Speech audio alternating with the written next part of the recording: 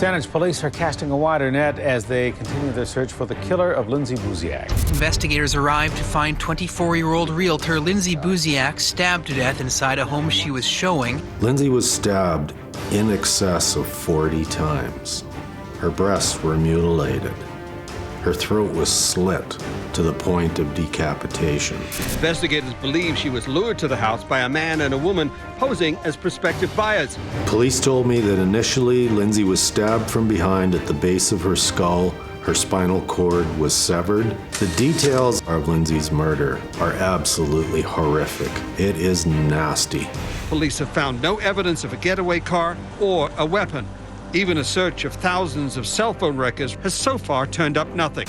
Investigators have more questions than answers, such as, was the killing planned, and if so, who was involved? Knowing the details of how Lindsay was executed, she was 5'2½", 99 pounds. Her murder was excessive. It was personal. It makes you want to kill. My family and I have established a reward for information. If you know anything, please call the police, even if what you know seems inconsequential. You would expect that given the severity of the attack, that we may have had greater success with things such as DNA, and the reality is that that's not the case. 11 years after the murder of Victoria realtor Lindsay Buziak, her family still has no answers. Those of you who are involved in Lindsay's murder, we are not going to stop. We are coming for you. Well, Lindsay's father, Jeff, says he is willing to die in pursuit of justice for Lindsay. In fact, he almost did when a gang member pulled a gun on him and threatened his life.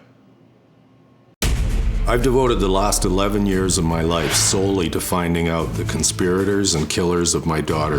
There isn't a day that goes by I'm not thinking about Lindsay's murder. I'm all in. I feel at times I'm putting my life on the line, but it's all for my daughter. I've met with gangsters, drug dealers, criminals to either confront them or find out if they can give me any little bit of information on my daughter's unsolved murder. Sometimes I reach out to the criminals, and if I can't reach them, I go to their homes. I've had a gun pulled on me. I've been confronted with physical aggression, people telling me we're putting you down, bitch, and I remain undaunted in my pursuit.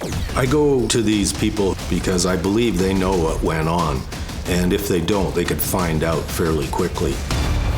I went to the morgue, held Lindsay's body. I said to Lindsay that I would find out who did this to her, and I would not stop trying till I died. Lindsay's unsolved murder has basically destroyed my career, destroyed me financially, and really challenged me psychologically. Until you've walked in my shoes where you've had a child murdered, it means everything to you. And the people that tell me I need to move on, you don't understand. Well, Jeff, I'm glad you're here, and I am happy to turn a bright light on over this and keep it in people's minds, because it's tragic what has happened, and I'm very sorry for your loss. Thank you very much, sir. I really appreciate what you're doing. This crime is just horrific. I understand that she was stabbed like 54 times. This doesn't sound like a random attack. It sounds very personal. Yes, sir. It's not a random attack. It's personal. It's by someone close to her, someone she knows well. Orchestrated, planned, and executed So my you daughter. think this was targeted, and she was showing a house at the time, right? That's correct. She was called to show a home, and she showed up there, and they executed her. The caller that Lindsay talked to was a female. That's correct. She spoke to the female various times, which got her concerned, and then the male called her the day of the showing. Okay, and you said there was a Hispanic accent that set up the appointment for that day at 5:30? Lindsay told me personally that it was a strange accent. That's what alerted her and got her a bit cautious about it. She thought it was Hispanic, but it didn't make sense to her. It didn't sound real.